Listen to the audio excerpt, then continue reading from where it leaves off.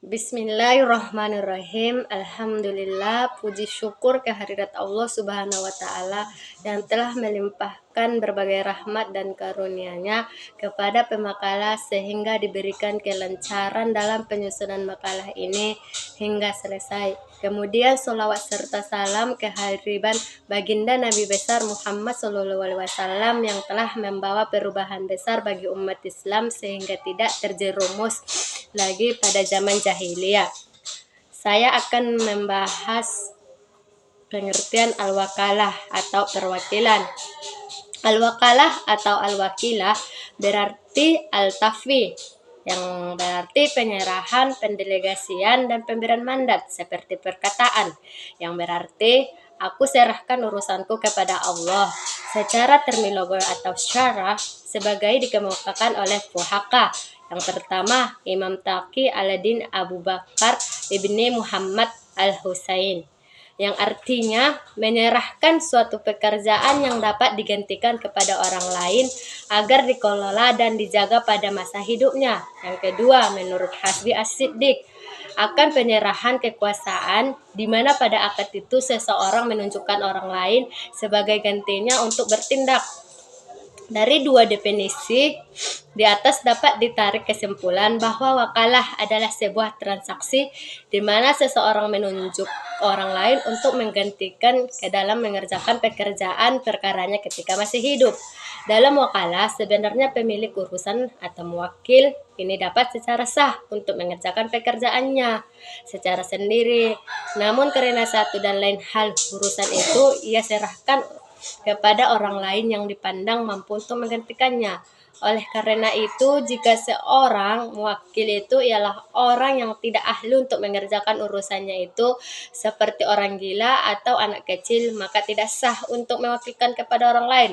Contoh lainnya, untuk bertindak sebagai wali nikah dalam pernikahan anak perempuannya. Contoh lainnya, seorang terdakwa mewakilkan urusan kepada pengacaranya. Landasan hukumnya, Islam mensyariatkan makalah karena manusia membutuhkannya. Manusia tidak mampu untuk mengerjakan segala urusannya secara pribadi. Ia membutuhkan orang lain untuk menggantikannya yang bertindak sebagai wakilnya.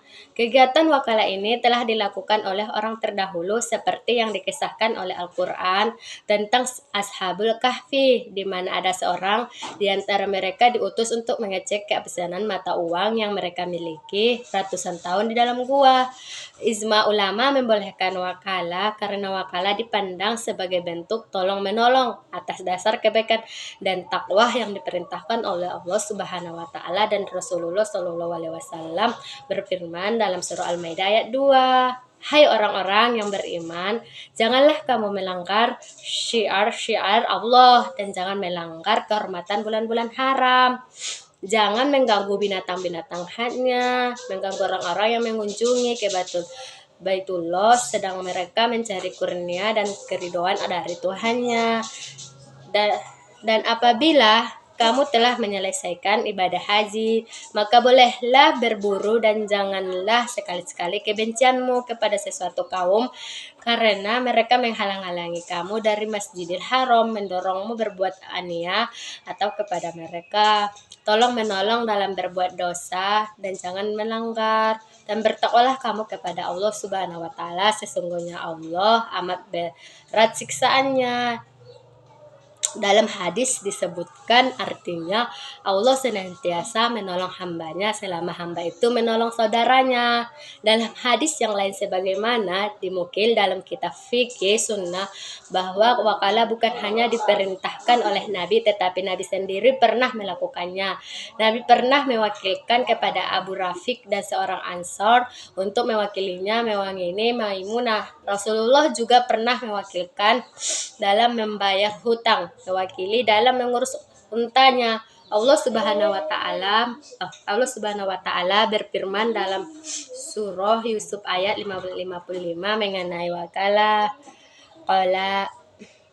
Qala az'alni ala khazainil ardi inni hafizun alim, yang berarti berkat Yusuf jadikanlah aku bendaharawan negara atau Mesir, sesungguhnya aku adalah orang yang pandai menjaga lagi berpengetahuan, Murabahan dalam istilah syariah, konsep murabaha terdapat berbagai formulasi definisi yang berbeda-beda menurut pendapat para ulama.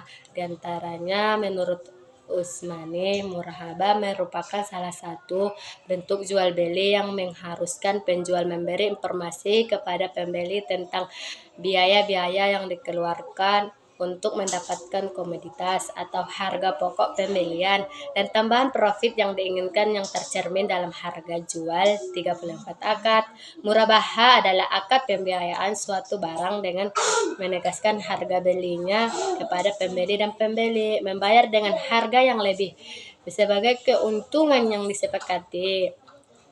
Pendapat lain dikemukakan oleh Al-Kasani, murabaha mencerminkan transaksi jual beli. Harga jual merupakan akumulasi dari biaya-biaya yang telah dikeluarkan untuk mendatangkan objek transaksi atau harga pokok. B. Rukun dan syarat wakalah. Ada beberapa rukun yang harus dipenuhi dalam wakalah. 1. Orang yang mewakili. 2. Wakil, orang yang mewakili. 3. Muwakkal fiq, atau sesuatu yang diwakilkan syaratnya. Akad dalam wakalah. Akad ayah, yaitu ayah berhak menjual menyewakan harta anaknya untuk keuntungan anaknya. Tetapi jika perbuatan ayah dapat merugi anaknya, maka ayah mengganti kerugian anaknya. 2. Akad wasih. Ada seseorang yang diangkat sebagai pemangku untuk mengurus diri dan harta anak yang masih kecil. Berakhir wakalah. Transaksi wakalah dinyatakan berakhir atau tidak dapat dilanjutkan dikarenakan oleh salah satu sebab di bawah ini. 1. Matinya adalah seorang dari yang berakad. 2. Bila salah satunya gila. 3. Pekerjaannya yang dimaksud dihentikan. 4. Pemutusan oleh wakil terhadap wakil. 5. Wakil memutuskan sendiri. 6. Keluarnya orang yang mewakilkan atau mewakil dari suatu pemilikan. Praktik wakalah di perbankan syariah. Ada beberapa produk perbankan syariah yang menggunakan akad wakalah. Akad wakalah dipraktikkan di perbankan syariah dalam bentuk LC atau Letter of Credit, transfer, clearing, dan inkaso. Letter of Credit adalah suatu instrumen pembayaran yang berisi tentang perjanjian bersyarat yang dikeluarkan oleh bank atas permintaan importir agar pemesanan barangnya dipenuhi oleh eksportir.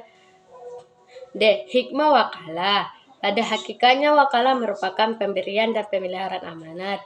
Oleh karena itu, baik muwakal atau mewakil orang yang mewakilkan dan wakil orang yang mewakili yang telah melakukan kerjasama atau kontrak, wajib bagi keduanya untuk menjalankan hak dan kewajibannya, saling percaya dan menghilangkan sifat curiga dalam bentuk berburuk sangka. Dari sisi lain, dalam wakalah terdapat pembagian tugas karena tidak semua orang memiliki kesempatan untuk menjalankan pekerjaannya dengan dirinya sendiri. Dengan mewakilkan kepada orang lain, maka muncullah sikap saling tolong-menolong dan memberikan pekerjaan bagi orang yang sedang menganggur. Dengan demikian, isi wakil akan terbantu dengan menjalankan pekerjaan dari wakil, tidak kehilangan pekerjaannya, di samping akan mendapat timbalan sewajarnya. Kesimpulannya, wakalah adalah sebuah transaksi di mana seorang menunjukkan orang lain untuk menggantikan dalam pekerjaan perkaranya ketika masih hidup. Rukun syarat wakalah orang yang mewakil atau mewakili. Adanya wakil orang yang mewakili. Muwakkal fi, sesuatu yang diwakilkan. Berakhirnya wakalah. 1. Matinya adalah seorang yang berakad. 2. Bila salah satunya gila. 3. Pekerjaan yang dimaksud dihentikan. 4. Pemutusan oleh mewakil terhadap wakil. 5. Wakil memutuskan sendiri. Sekian hasil presentasi kami. Saya akhiri. Wassalamualaikum warahmatullahi wabarakatuh.